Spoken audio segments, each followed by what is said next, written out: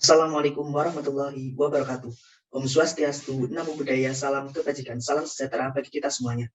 Halo teman-teman semuanya, apa kabar kalian pada hari ini? Saya harap teman-teman semuanya dalam keadaan sehat tanpa suatu kurang apapun juga. Ibu Septi Anita Sari yang kami hormati, serta tak lupa teman-teman yang kami cintai dan kami banggakan. Puji syukur kehadirat Tuhan Yang Maha Esa, Allah Subhanahu wa Ta'ala, karena atas segala limpahan rahmat, taufik, hidayah serta inayahnya, kita masih diberikan kesempatan nikmat sehat dan nikmat sempat untuk bisa mengikuti perkuliahan daring pada siang hari ini, walaupun masih dalam keadaan pandemi COVID-19 di masa PPKM level 3 sekarang ini. Ibu Septi Anita Sari dan teman-teman semuanya, sebelumnya perkenalkan kami dari kelompok 4, tugas bioteknologi kelas M04, di mana saya sendiri, Erik Arianto, dengan 3 digit akhir 058, akan bertindak sebagai moderator dalam presentasi pemaparan materi kelompok kami yang akan membahas mengenai alat-alat penelitian mikroorganisme melalui teknik observasi, teknik kultur, dan identifikasi bakteri sebagai vektor dalam bioteknologi. Namun teman-teman semuanya, sebelum kami melanjutkan presentasi dan pemaparan materi pada siang hari ini, alangkah baiknya saya akan memperkenalkan kelompok kami terlebih dahulu. Yang pertama ada Lailatul Mubainah dengan 3 digit akhir 044, ada Konitah Imaniar dengan 3 digit akhir 028, yang ketiga ada Safana Salsabila dengan 3 digit akhir 046, ada Muhammad Rafi Al-Fauzan dengan 3 digit akhir 030, ada Claudia Catherine dengan 3 digit akhir 004, dan ada Maritza Sevalia dengan 3 digit akhir 012, ada Alivia Saputri dengan 3 digit akhir 056, dan saya sendiri Erik Arianto dengan 3 digit akhir 058. Nah teman-teman semuanya, pada siang hari ini kami akan membahas mengenai tugas bioteknologi, yaitu alat-alat penelitian mikroorganisme melalui teknik observasi, teknik kultur, dan identifikasi bakteri sebagai vektor dalam bioteknologi melalui beberapa pembahasan yang akan kami bahas pada siang hari ini. Pembahasan pertama yaitu mengenai teknik observasi. Namun teman-teman semuanya, sebelum kita membahas lebih lanjut mengenai apa itu teknik observasi, kita akan mengingat terlebih dahulu apa sih sebenarnya pengertian bioteknologi. Dilansir dalam sumber yang kami lihat dalam Purwaningsih tahun 2013, bioteknologi merupakan ilmu multidisiplin yang melibatkan berbagai disiplin ilmu seperti biologi, kimia, biokimia, molekuler, genetika, imunologi, dan mikrobiologi sebagai prinsip dasar.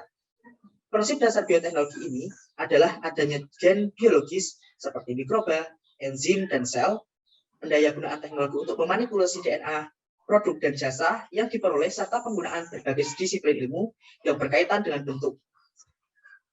Teman-teman semuanya, secara umum, pengertian bioteknologi adalah aplikasi dari organisme biologis, sistem, dan proses dalam industri barang dan jasa untuk kepentingan umat manusia.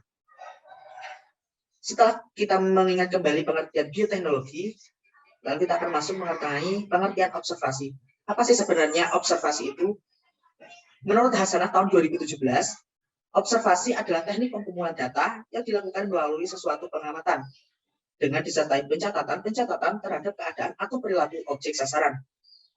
Observasi sendiri merupakan pengamatan dan pencatatan yang secara sistematis terhadap gejala-gejala yang akan kita teliti. Teknik observasi adalah pengamatan dan pencatatan secara sistematis fenomena-fenomena yang diselidiki. Observasi merupakan salah satu kegiatan ilmiah empiris yang mendapatkan fakta-fakta maupun teks melalui pengalaman panca indera tanpa menggunakan manipulasi apapun. Tujuan observasi. Tujuan dari observasi adalah deskripsi. Pada penelitian kualitatif melahirkan teori dan hipotesis, sedangkan pada penelitian kuantitatif digunakan untuk menguji teori dan hipotesis. Metode observasi apabila diposisikan sebagai satu bagian spektrum metodologis yang mencangkup teknik dan strategi pengumpulan data secara proporsional, maka akan mencapai tingkat keandalan yang tinggi, sehingga menjadi landasan fundamental bagi semua metode yang ada untuk menemukan kebijakan-kebijakan strategis pembangunan. Untuk itu, maka observasi menjadi sebuah hal yang perlu dan menjadi keharusan bagi berkembangnya ilmu pengetahuan. Denzin dan Lincoln 2009. Selanjutnya yaitu jenis observasi. Menurut Bebi 1998, membagi observasi berdasarkan model observasi. terdiri dari eksperimen, penelitian survei, penelitian lapangan, observasi yang tidak merubah perilaku subjek atau unobtrusif, dan penelitian evaluatif. Pertama, observasi sistematik. Biasa disebut juga observasi terstruktur, yaitu observasi yang memuat faktor-faktor dan ciri-ciri khusus dari setiap faktor yang diamati. Kedua, observasi eksperimental adalah observasi yang dilakukan dengan cara mengendalikan unsur-unsur penting ke dalam situasi. Yang ketiga, observasi formal. Ciri dari observasi formal yaitu mempunyai sifat terstruktur yang tinggi, terkontrol, dan biasanya digunakan untuk penelitian. Untuk pengertiannya, metode kultur jaringan merupakan suatu metode untuk mengisolasi bagian dari tanaman seperti sekelompok sel atau jaringan yang ditumbuhkan dengan kondisi aseptik, sehingga bagian tanaman tersebut dapat memperbanyak diri tumbuh menjadi tanaman yang lengkap kembali.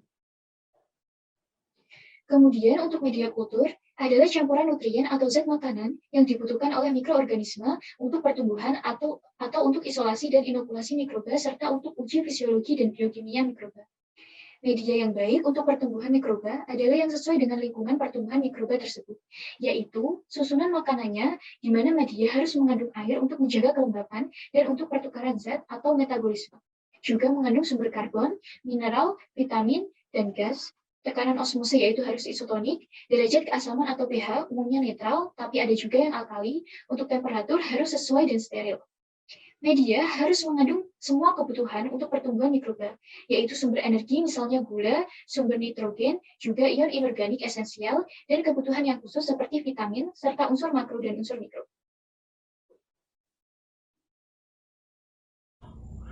Alat-alat penelitian. Dalam penelitian bakteri, biasanya menggunakan alat-alat seperti autoclave untuk sterilisasi dengan uap panas bertekanan, oven untuk sterilisasi metode panas kering, mikroskop untuk mengamati bakteri, kemudian ada kawat Ose untuk menanam bakteri dengan digores, koloni counter untuk alat menghitung koloni bakteri, cawan Petri dish untuk wadah kultur bakteri, kemudian ada sentrifugator, yaitu alat untuk mempelajari komponen sel, dan inkubator untuk menginkubasi bakteri. Metode kultur. Teknik untuk menanam bakteri adalah sebagai berikut. Ada 7 metode. Yang pertama ada split plate atau cara tebar, yang kedua ada strip plate atau cara gores, yang ketiga ada core plate atau cara tabur, yang keempat ada pembiakan akar miring, yang kelima ada pembiakan dengan tusukan, yang keenam ada pembiakan lapangan, dan yang terakhir ada biakan cair. Identifikasi bakteri. Proses identifikasi dilakukan dengan mengetahui karakteristik bakteri yang tumbuh. Isolat yang digunakan dalam identifikasi ini adalah biakan murni. Pengamatan morfologi koloni dilakukan secara makroskopis dan mikroskopis. Secara makroskopis meliputi bentuk koloni bakteri, warna koloni, tepi koloni, dan elevasi koloni. Secara mikroskopis diamati bentuk sel, susunan sel dengan mikroskop pada perbesaran 1000 kali. Metode identifikasi bakteri. Beberapa metode identifikasi bakteri dengan menggunakan ciri atau karakteristik bakteri terdapat 8 metode. Yang pertama ada morfologis, yang kedua ada nutrisional, yang ketiga ada kultural, yang keempat ada metabolik, yang kelima ada susunan kimiawi, yang keenam ada susunan antigen, yang ketujuh ada patogenik, dan yang terakhir ada genetik. Teknik identifikasi bakteri. Terdapat beberapa teknik untuk identifikasi bakteri, seperti teknik pewarnaan. Sitoplasma pada dasarnya transparan, sehingga sulit untuk dilihat dengan mikroskop tanpa pewarnaan. Satu pewarnaan dapat menentukan atau membedakan morfologi sel, ukuran, dan susunan. Cat pewarna atau stains merupakan larutan yang berisi pelarut, biasanya aqueous atau etanol, dan juga molekul pewarna yang biasanya berubah derivat dari benzena yang disebut dengan kromogen. Prinsip dari pewarnaan bakteri adalah zat warna akan bergabung secara kimiawi dengan protoplasma bakteri. Fungsi dari pewarnaan bakteri ini adalah untuk mengamati morfologi, struktur, dan sifat bakteri. Kemudian, yang kedua ada teknik uji biokimia.